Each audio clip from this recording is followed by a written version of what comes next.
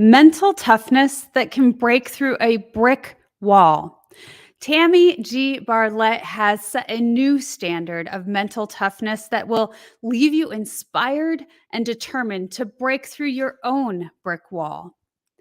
Watch this video to follow the story of this courageous female fighter pilot who showed resilience and grit even while pregnant.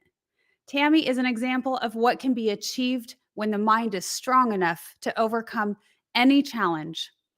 Welcome to the Wellness Driven Life Show. Make sure to subscribe to the YouTube channel and meet us when we're live to ask questions to our incredible guests. And you're about to go on a wellness driven ride.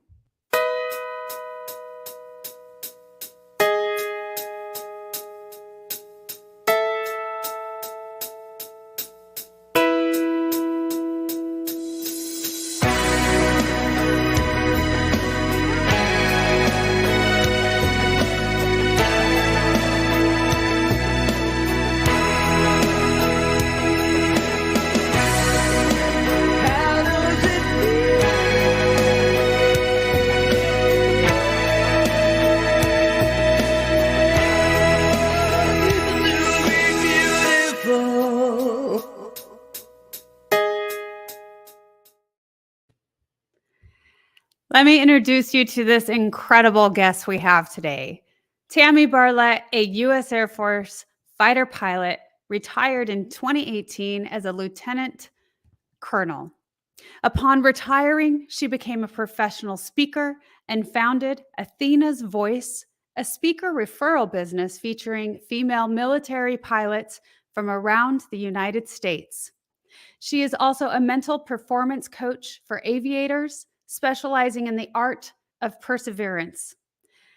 Tammy served in the U.S. Air Force for over 20 years, flying multiple aircraft, including the T-37 Tweet, T-38 Talon, A-10 Warthog, MQ-1 Predator, and MQ-9 Reaper, accumulating more than 3,000 total flying hours and over 1,500 hours of combat support time assisting and protecting troops on the ground in both Iraq and Afghanistan.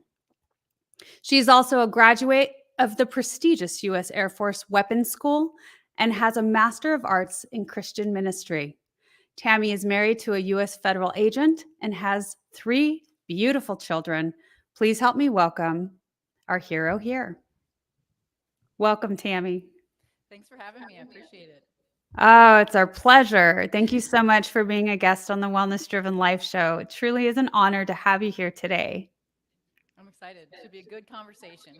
It will be. I know it totally will be because we already got started before we went on. So let's just give our audience a little bit of a background for their benefit. Let's explain and tell who you are.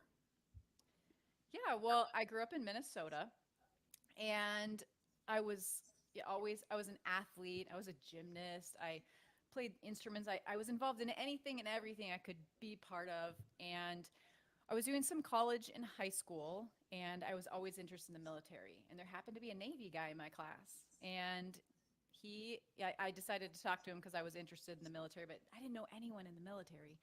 So I asked him, hey, what do you think about going in the Navy? And he said, I think the military is great, but you should look at the Air Force.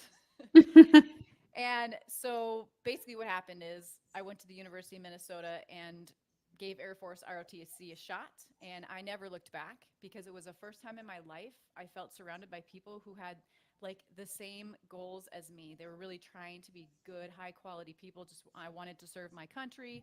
And that was my plan. But of course, as an ROTC student, they asked, do you want to be a pilot? And I hadn't even thought about that because I didn't know any pilots, let alone female pilots. And I ended up pursuing that option because it seemed like an amazing career. I mean, someone who was a tree climber, roller coaster kid, gymnast, it was perfect. So I went into the Air Force and I flew like the multiple aircraft that you listed off. I flew for 20 years. The entirety of my career, I spent most of my time instructing, which I absolutely love. At that time, I got married and had kids and kept going in my career and eventually retired in 2018 and started Athena's Voice, which is the speaking business you mentioned. And here we are today. Yeah. You've done a lot. And, even going into motherhood, just continuing to strive on. And even after your career, with Athena's voice. And that is really incredible. I'm excited to share a little bit about those things with the audience. So, wow, where do we start? You didn't even, think that you were interested in flying. And like you said, yeah, for a girl who was excited about, roller coasters and all of that, it couldn't have seemed more fitting for you at the time. Exactly. And it's pretty funny because when I showed up at pilot training, I found myself surrounded with mostly men with engineering degrees who wanted to fly since they were 3. Yeah. And I didn't really fit in. Obviously, I wasn't a guy. I didn't have an engineering degree. My degree is actually in gerontology, which is the social and psychological study of aging. And I had just decided I wanted to fly. So some of them were kind of like, wait, you just kind of showed up to this game. But I mean, I didn't know about it. I truly thought I could be whatever I wanted to be. But sometimes if you don't see it, you just don't think about it. Yeah, absolutely. I couldn't agree more. And until the world of possibilities opens up, we don't know what we're interested in yet. Absolutely. Yeah. So when you talk about being the only female and it wasn't even your dream, but what kind of other adversities did you experience? Well, I mean, I think pilot training in general, it doesn't matter what your gender is, it's it's full of adversity. It's Mm. extremely challenging. I mean, in the military itself, I mean, part of going through becoming a pilot is we had to go to survival and resistance training, and there's just a lot of adversity built into being in the military. And I think that I was, you know, my no quit mentality that I didn't really develop that until I was in the military. So it kind of Mm. refined who I was because it just allowed me to see my potential if I wouldn't allow myself to quit. Because in my mind, there was a lot of situations where I just couldn't quit. So you could actually see how much further you can go when you don't consider that quitting as even an option. So what I did was I took that and I've applied that to my mindset in general. So even though a lot of times now there are things I can do that I could quit, like I could quit running my business, I could quit professional speaking when it gets hard, but I just don't allow that to be an option. I mean, obviously, unless something drastic has changed, I can reassess my values, but I just don't allow it to be an option if things are still just continuing from that starting point onward, and there hasn't been a major change. Do you think that, like you said, you didn't really understand that or have that develop that mentality until you were in training and going through all of it? Do you think that that holds true? That a lot of times we don't develop those mindsets until we're put into certain situations. Absolutely. I think that's why I talk about it, and that's why I have my main keynote is on perseverance and having a Mm. mission focused mindset and teaching people how to have the no quit mentality, which the philosophy I have developed for myself is I will fail out before I bail out and really Mhm. push it till the end. And what I say is if you set a solid goal based on your own personal core values using solid goal setting techniques, you set yourself down the path and the challenges you face exceed your expectations, some people will take that as a sign that they're on the wrong path. But I want to challenge people to consider it differently. I want to challenge Mm. people again, if it's based on your core values and you really thought about it, you set yourself down the path. That decision making is closed. That phase is done. So set yourself down the path, and once you hit that point where the challenges are exceeding what you thought, then take it as a sign. It is a sign you are on the right path. It is a sign you're on a path of growth. I like that. And that's an incredible way to look at it. You've already made the decision. Don't just stop. The decision has been made. Keep going. Fail out before you bail out. That's incredible. I love the way that you say that. And a lot of that stems right as a pilot, and we were speaking about it yesterday with Miss Kim Casey Campbell. And the last thing you want to do is eject. So that's the point, right? You don't want to bail out and you don't want to eject. It's like, what else can you do? Look around you. What's next? Right. And that's why, I mean, I love to talk about failing out before you bail it, because the thing is that a lot of times what I tell people is you need to get in the zone, is what I call it. Um, Again, you set yourself down the path and nothing has changed. When things get really hard, we only have so much thought energy. So consider your thought energy. When things are getting super difficult, you need all of that thought energy to get through that challenge. If you start taking up some of that thought energy and going, well, maybe I should quit. If I quit, and then like visualizing the scenario and what it would look like if you quit, you're draining that thought energy that you Mm. need. So use it all, and maybe you will fail out, but more than likely you will press through, and you will get places you never thought you would be. You know, in a plane, you can't just pull over on a cloud and handle a situation. You have to deal with it, and life is the same way. Yeah. Yes.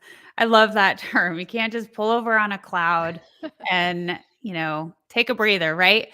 You're right. You can't. You're there and you're soaring and you're floating and you got to, roll with that. And I also really like that the thought energy. I like how you describe that, don't waste your time and that energy on those what ifs or those possibilities and negativity, instead what's in front of us. You know, I think so often people don't think about thought energy. They think about, I didn't get enough sleep and I'm tired.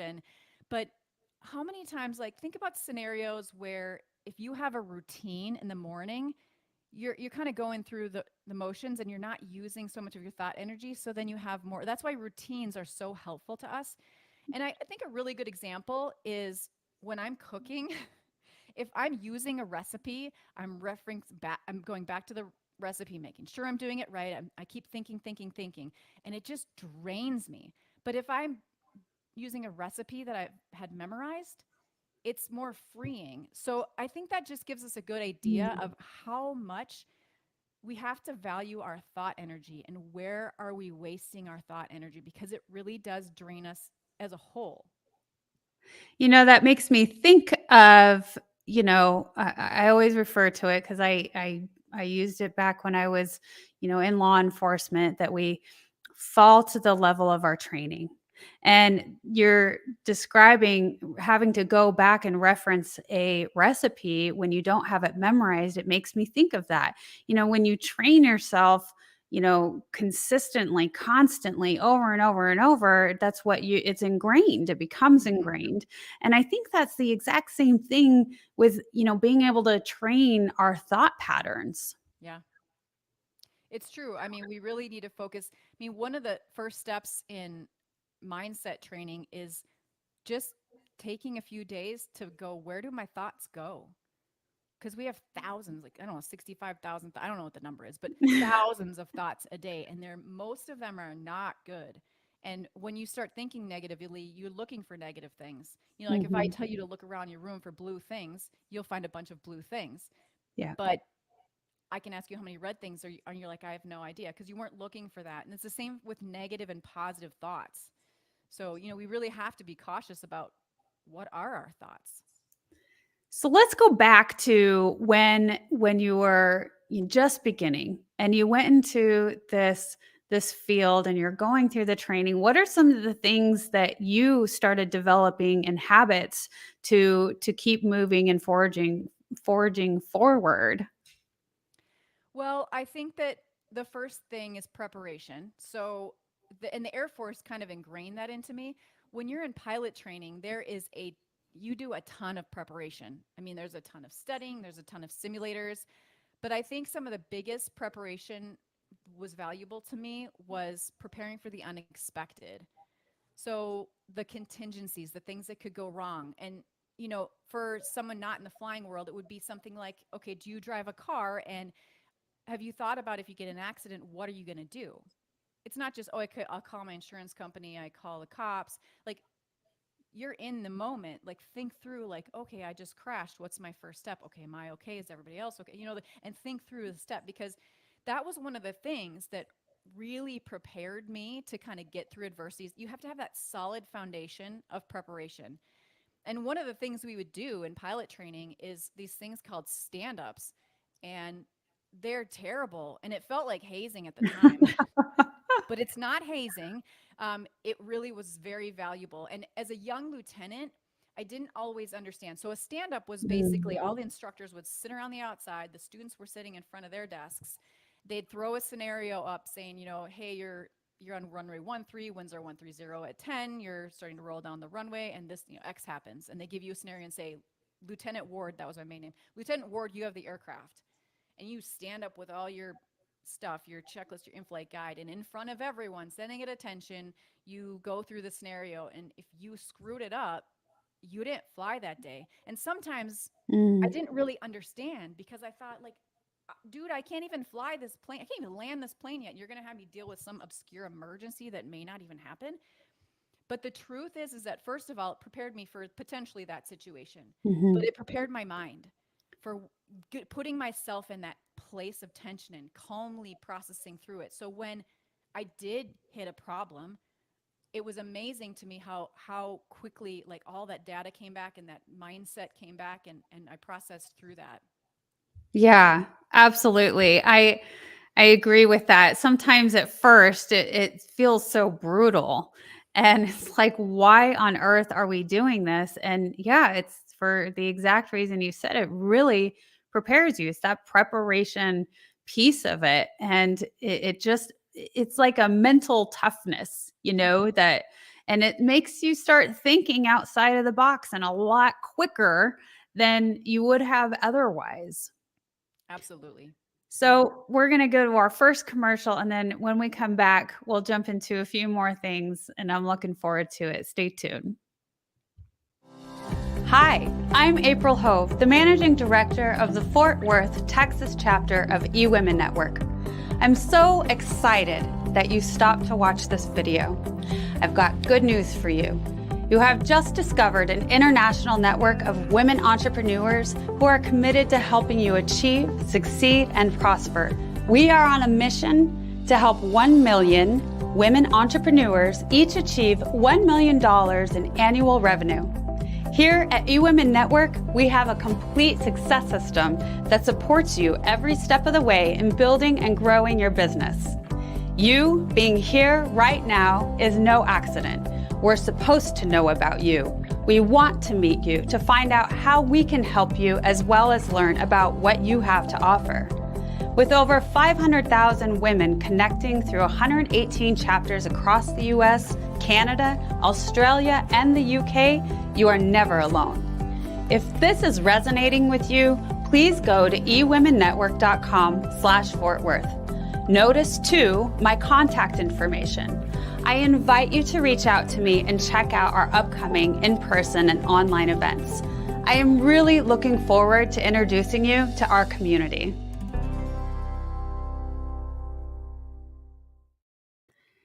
So we've talked about a few of the components of a mission-focused mindset. Perseverance is absolutely one of them. And then you talk a little bit about the enemies within. Do you want to talk about that? Yes. I think it's really important, especially nowadays, and what, hear people talking about a mental health crisis. I think that we need to lead turn that. And I think that one of the ways is dealing with what I call the enemies within. Things like negative thought patterns and imposter syndrome and our emotions. We need to deal with all of them. So for example, for me, I I constantly battle, a known enemy of mine is imposter syndrome. I don't care where I'm at. It happens. If you attribute any or all of your success to luck, good timing, or the ability to deceive others, then you have experienced imposter syndrome.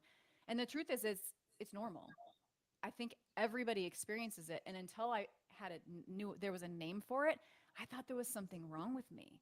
But Mm. pretty much everyone feels that way. And I think that oftentimes people feel like as they climb higher in the ladder, it's going to decrease.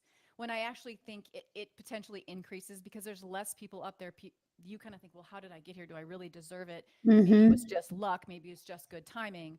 So that's one aspect of it. It's kind of those negative thoughts and doubting yourself. But the other piece of it is just dealing with emotions. What I like to say is that, you can't just like build all these emotions up and like bury them and pretend they don't exist. They're there, and if they're not dealt with, they will multiply and eventually they will take over. But how do you deal with them? I mean, there's lots of ways on, people are promoting lots of different ways, and I can let, you can go search your own more specific, but in a broad brush, what I like to say is, like, for example, I have experienced a lot of failure on a small scale, on a big scale. Maybe there's days I felt like I failed. My instructor's like, hey, that's totally normal. But I went home and I felt like a failure. And the first thing I wanted to do was bury my face in the books and start studying, preparing, and so I could get through it and pass it, whatever it was. But something in my gut always stopped me. It said, no, you don't need to do that right yet now. You can get that to that in a minute. You need to deal with your emotions. And Mm. how people do that is different. Whether you're journaling or you want to work out, you punch something, not people. Um, cry. The bottom line is you would not go run a race with a weight vest. So you need to remove that emotion before you kind of put Mm. yourself back in the place of preparing, because if you do that and you let go of that emotion, even though it feels in the moment, and even sometimes today when I do it, it feels like a waste of time because I want to just get back to studying or preparing. You need to do it so that you can Mm. be fully ready to prepare to get through that challenge when you face it again. Oh my gosh, Tammy, there's so much power in what you're saying on a couple of different lights. So I'll start from the beginning where you said when you start rising to the top, the imposter syndrome actually becomes more intense. It's a funny thing, right? Yeah. Because it's like we've worked so hard to get to a certain level and you keep climbing up that ladder. And you would think that you would feel, oh, mighty and great. And you don't. In fact, you feel sometimes that imposter syndrome creep in 10 times worse and you feel like, "Oh my gosh, do I deserve this?" So I wanted to highlight that because I think that really needs to be said. There's so many people out there that really have worked so hard to achieve great things and are experiencing that feeling. And then coming back to, you know, um, feeling like when we get all those emotions built up, I love that you said, just take a moment and deal with that before you work, go into the work, before you go back to studying, before you jump back into life. I think that that's one thing that people don't do either. I think we know that, yeah, you shouldn't bottle up emotions, but actually, making it a priority to take a moment and to release that. And you said it in such a great way. We wouldn't go running with a weight vest on. Not the race, at least. Maybe you'll train that way. Maybe you'll train that way. Yeah, build some muscle. Yeah, but I wouldn't run a race with that on.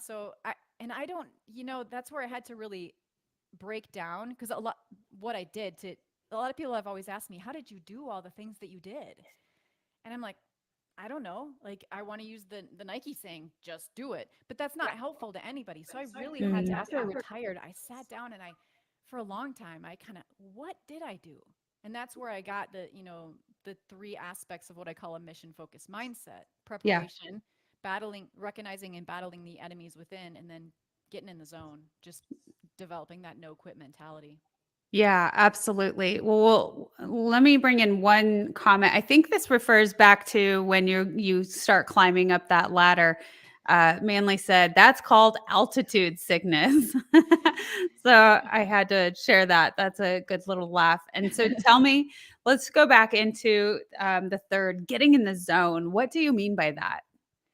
Yeah, that really is really owning that fail out before I bail out mentality. So, am I still hard to hear? Do you want me to switch microphones really fast? You could try that. That's fine. How about I go into another commercial? That sounds great. Thank you. Perfect. Hello, everyone. I am Kim Jacobs, the host of The Kim Jacobs Show, and you all know who's right here with me, Dr. Les Brown. How are you, Dr. Brown? I'm blessed and highly favored. Ladies and gentlemen, this is the time you want to give yourself a competitive edge. If you got a message, you have some knowledge or experience, a story, or if you want to do something adventurous and exciting with your life that can increase your credibility, expose you to millions of people, I'm encouraging you to have your own talk show. I used to have a talk show. That one talk show catapulted me to another level. Now there are more people watching the internet, as you are aware, than television. Yes. Come on, somebody. That's right. Dr. Kim Jacobs, she trained people on how to have their own talk show. She will train you how to do that. And now with me working, partnering with her, now you have the combination of an audience, expansive audience. We have over 4 million people in all of our platforms, and the coaching you need to grow your business, to grow your multi-level marketing organization, to draw more attention to yourself in this noisy economy. Go ahead, Kim. So in the training that I do, Les, I actually do a 6-week training. It's 1 hour per week. And each week I meet with the individuals one-on-one. We go through and we talk about all of the things that's necessary for a show to become a reality. We go from how to actually identify your focus area, what's going to be your ideal customer that's going to be tuning in. We'll talk about how to get guests, how to get sponsorship, how to go about getting your lighting, your branding, and your banners, and everything that you need to know. And guess what, Les? They own their own content at the end of the day. And that's exciting. Now, if you're ready to create a shift in your business and in your life and increase your cash flow, I want you to go to KimJacobsConsulting.com. It's right there on the screen, KimJacobsConsulting.com. You know, people say opportunity knocks on every door. Right. No, opportunity stands by silently waiting for you to recognize it. So I want you to recognize that this is a time for you. This is an incredible time to have your own talk show. It establishes a level of credibility. Yes. And by being exposed to people on a regular basis, it allows you to strategically begin to impact and attract your audience. She can take you in a place in yourself that you can't go by yourself. So go to KimJacobsConsulting.com. That's KimJacobsConsulting.com. Did I say KimJacobsConsulting.com? Yes, you did. Very good. Make sure you go there and sign up for the coaching, and we're looking forward to working with you. You have something special. You have greatness within you. That's my story, and that's Kim's story, and we're sticking to it. Bye for now. Bye-bye. Okay. Can you hear me? Yes. We're getting in the zone. Yeah. So getting in the zone to me is really just about taking on that bail out before I bail out mentality. And I think this is where a lot of people lose their way, just because I think that they don't stick to it. They, like we talked about earlier, it gets harder than they thought it was going to be. And they think that's that sign. So what do? In my mind, like I said, unless there's a drastic change, the decision-making is done back here. I process through, like, this is in alignment with my core values. Everything is where I want to go. This is what I want to do. And I set myself down that path.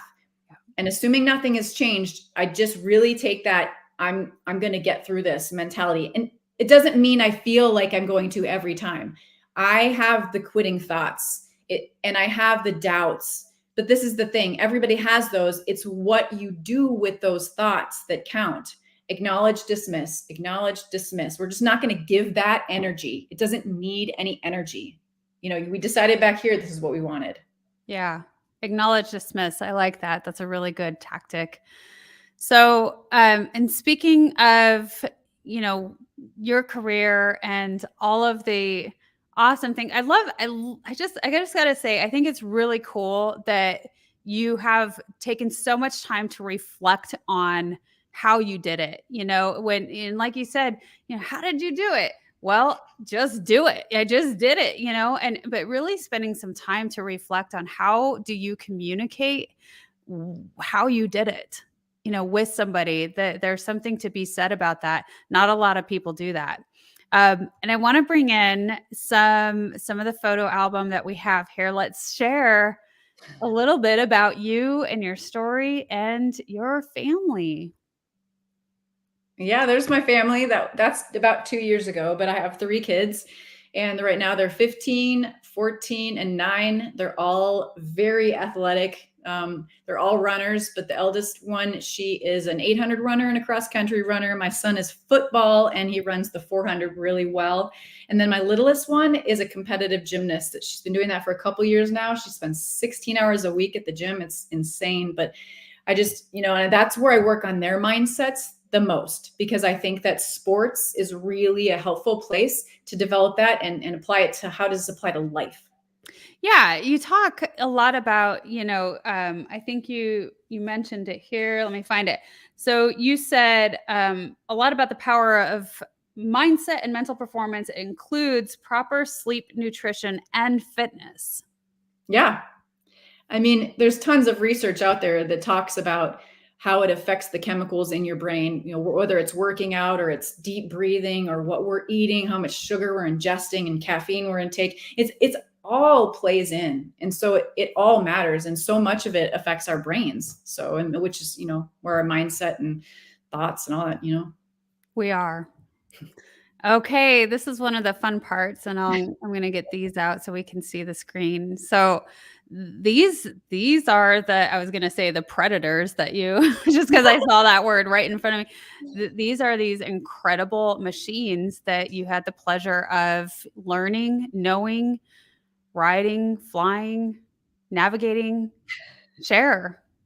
So the one in the top left, the T-37 Tweet, used to be the primary trainer for the Air Force. That was the first jet that anyone would fly.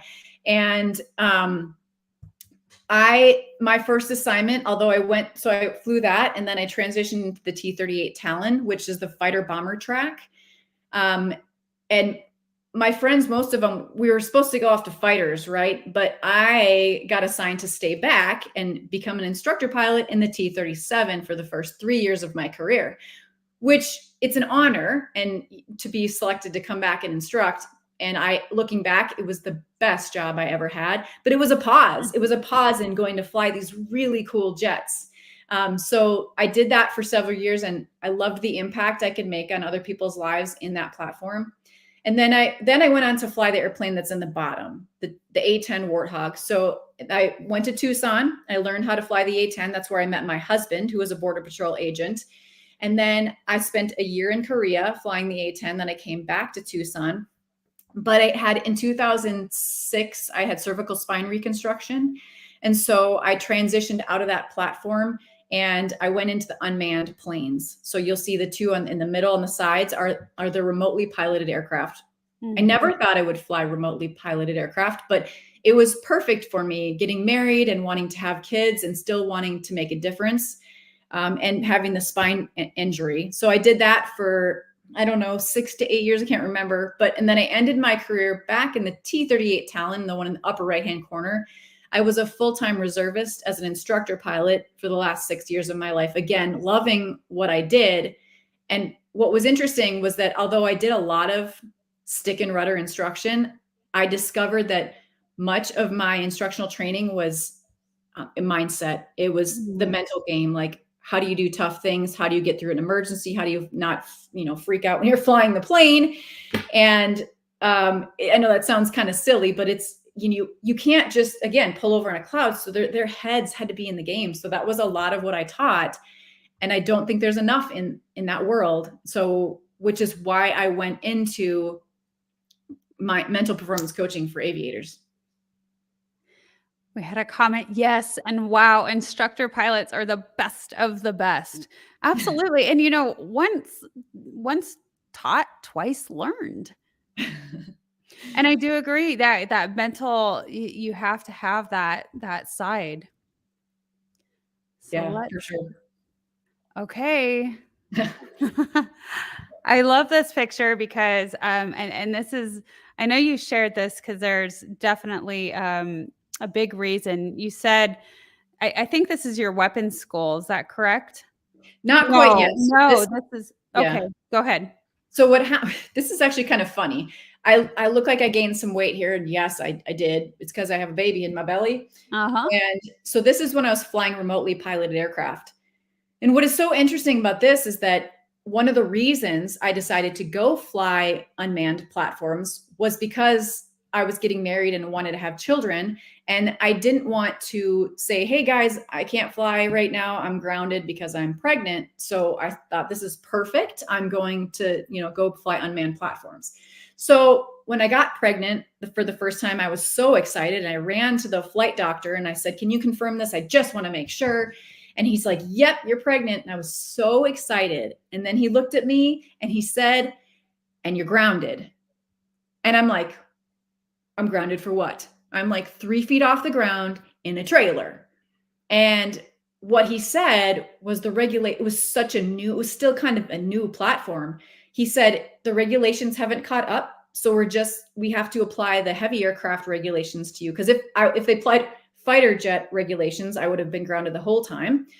Heavy aircraft, they can fly second trimester. So they grounded me my first trimester. I flew my second trimester. And during that time, I worked with the flight docs to do some research and give inputs and data on why it's okay that we fly pregnant in this platform.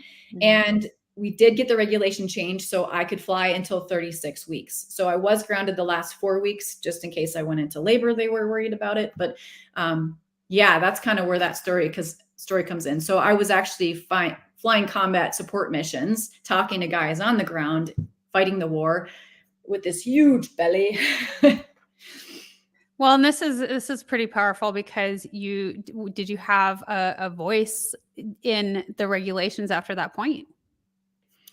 I think at that point, my voice spoke and got the regulation changed, and I didn't pursue it any longer. I know that things have changed since then. They've made some tweaks and stuff since then. But it just, the bottom line is sometimes when things are not an option, we shouldn't always just go, oh, okay, I guess I'll go another direction. I'm not saying really going against the grain, Yeah, don't break the rules, but go, why? Yeah. Why is it like this? This doesn't make any sense. And really pursue that, hey, let's fix this. And it didn't always work because I did it time and time again, but it worked in this case. So well, I think there's a lot of power in that, feeling like you can say something different, and question things, why is this? Seek to understand. And while you're seeking to understand, maybe open up the minds of everyone else around you. Yeah, exactly. That is the weapons school picture. Okay, there we go. So this is an interesting story. And this is a true story of perseverance. And this is when I really solidified my philosophy of fail out before you bail out. Because what happened is when I was 5 months pregnant with my son there on the left, I was asked if I wanted to go to weapons school. And my immediate response, to be quite frank, was F no. Now, I didn't actually say that. I just thought it. But that's a big thought from someone who rarely swears. It tells you, I thought it was ridiculous. There's no way. Because weapons school is essentially the Top Gun of the Air Force. Mm-hmm. It's a really challenging course. And I knew it. And they are asking me if I wanted to go. And I thought, I'm not really me. But, we all have those self-doubt issues, right? So sometimes when we have those self-doubt issues and we're lacking in confidence in ourselves, we need to believe in those who believe in us. I'm going to believe those people who believe in me. So my leadership believed in me. And I went home and I told my husband, and I told him this ridiculous opportunity is, and he looked at me and he said, you have to go. You have to go. You can't turn down an opportunity like this. And he was the second person who said, I believe in you. Because sometimes we don't believe in ourselves. Mm. And that's okay, but you have to find the belief somewhere, because sometimes we'll lack it. We can use other people's belief in us. Eventually we will need to build our own confidence. And I did that, but I ended up saying, yes, I want to go. I applied, I got accepted. And then I was in preparation. I was doing all the work, still flying combat missions, ready to go. I mean, I was mentally, I'm doing this.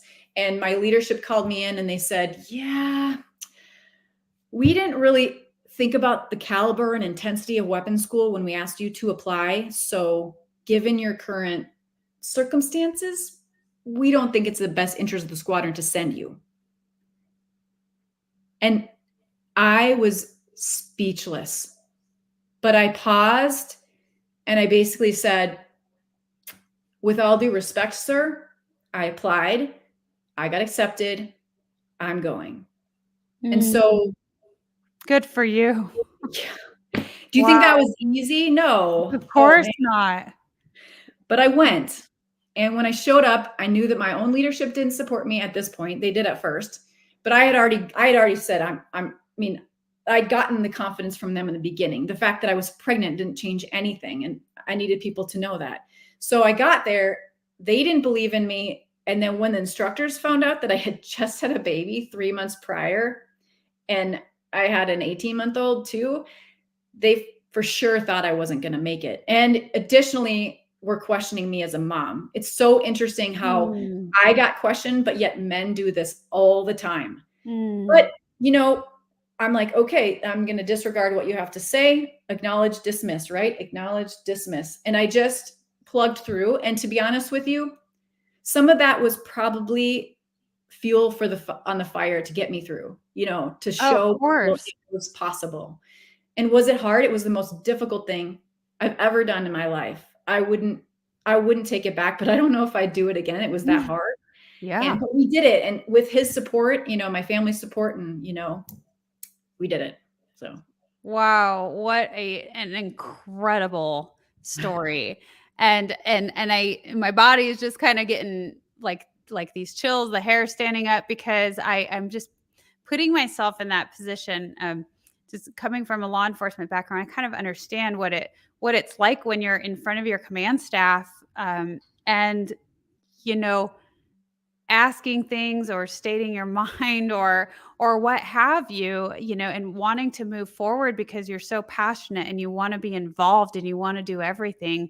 And, the responses that you get, especially as being a mother and a woman. And, yes, of course it's hard, because when you're pregnant, you are going through all of these different things. Your body is changing, and now you're putting on that mental and physical aspect of that's challenging. So yes, it was extremely difficult. And how brave of you to say, with all due respect, sir. Yeah, it was accepted me. So we're going to continue with this.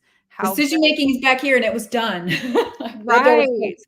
Yeah, that's so cool. What an incredibly powerful story. Thank you so much for sharing that. Yeah, of course. So it definitely leads us into your new journey with speaking and teaching and leading others on how you did all of these things. And I want to bring in, if I may, because I find it so exciting personally, I want to share this these photographs.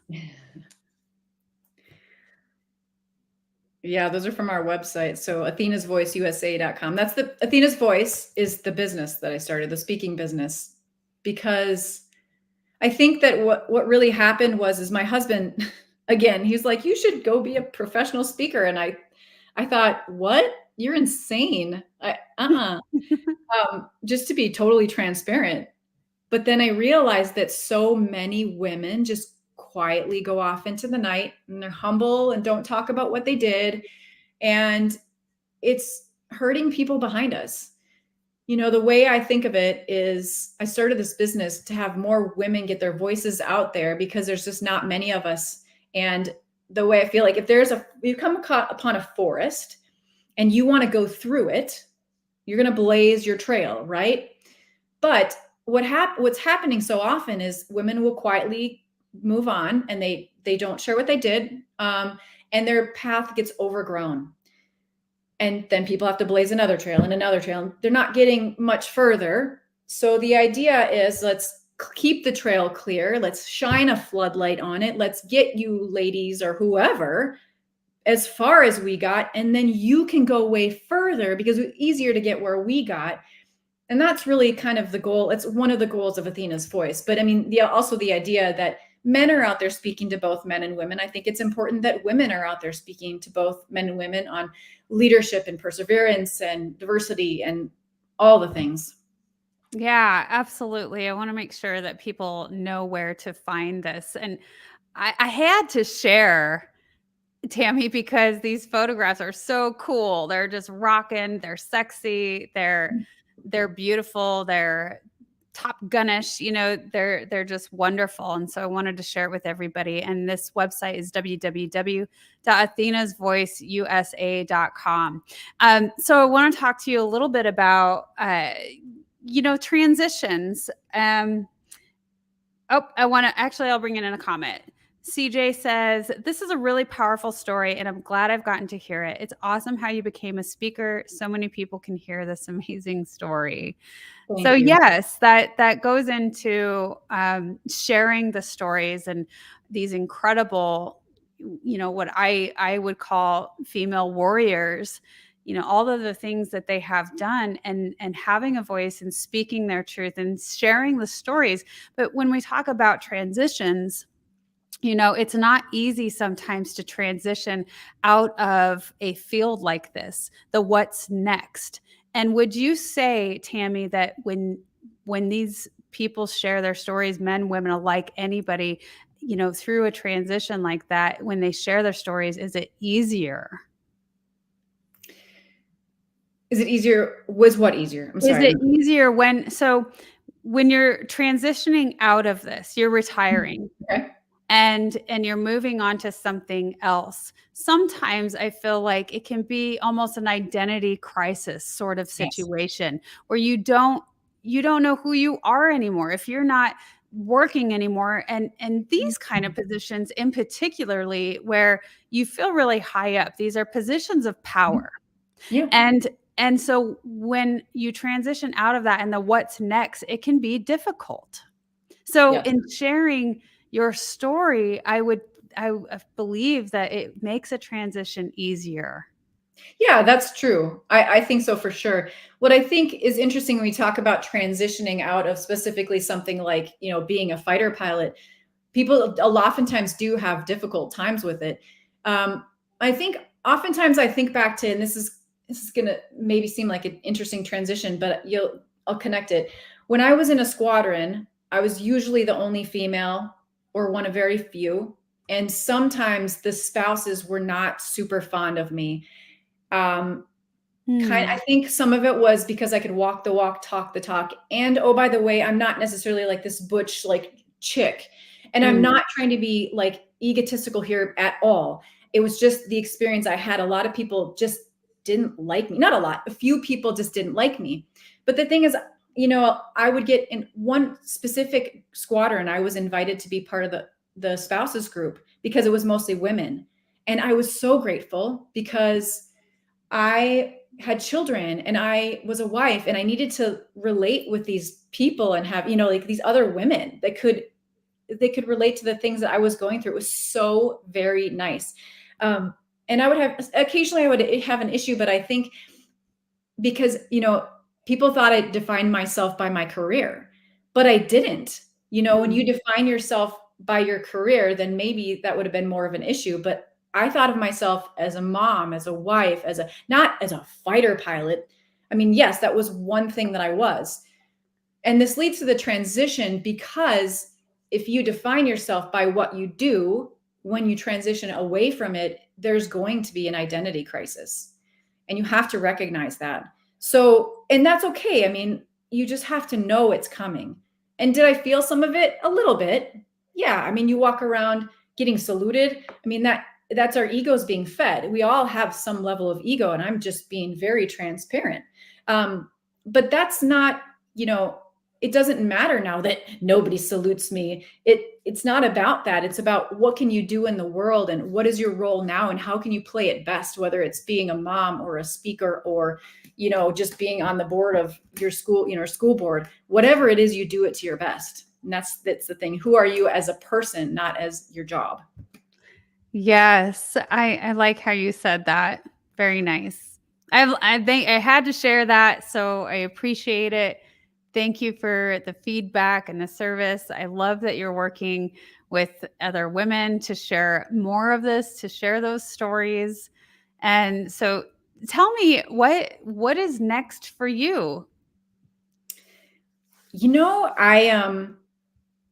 I'm not sure. I mean, right now I'm just focused on my family. So they're the priority. I made sure I hit 20 so that I could focus on my family. And the speaking thing, I know that I have so much unique experience that I don't want it to get buried, which is why I started the speaking business and helping other people get their stories out there and just kind of inspire other people. Because I really think that we all can achieve so much more than we give ourselves credit for, but we just we need to know how to get through those tough times, and how to not quit. And if I can help anybody figure that out and achieve something they want to achieve but think they can't, then I've done what I want to do, whether it's my kids, whether it's their friends, or if it's somebody in the audience I spoke to. I mean, that's my goal right now. And what other opportunities come my way, we'll see. But I just love helping people. That's just the truth. Yes, and well, we really appreciate you sharing that with here on the Wellness Driven Life Show platform. It's definitely something that I really love and enjoy myself. That's why we're here. That's why we have incredible guests such as yourself sharing their dreams, their stories, and their visions and goals. So I want to thank you so much for being a guest on the show. I want to make sure that everybody knows where to find you, how to reach out to you, and also that all of this information is left in the description of the show. So I know there's going to be many of you watching the replay. That's where you find all the juice, all of the connections. So www.tammybarlett.com. That's TammyBarlette. Again, www.tammybarlette.com. And also, again, athenasvoiceusa.com. That's www.athenasvoiceusa.com, where you can find those beautiful women warriors. And I want to bring in one more comment here. CJ says, I love the way that you have revolved how you do things around your family. That is admirable and inspiring. Very sweet. So, and going back to thanking you again very much, Tammy, for being on this show. I want to let everybody know that our guest, the show wouldn't be possible without you and your incredible donations. You can donate in many different ways. And when you donate from our website at www.thewellnessdrivenlifeshow.com, you'll be left with a beautiful email follow-up that you can keep for your records. So I want to thank everyone again. Thank you for attending the show. And when you have comments and you're watching the replay, make sure you leave those comments and we'll get back to you. So thank you again, Tammy. It's been a pleasure. And for everyone else, goodbye for now, and we will see you tomorrow. Thank you.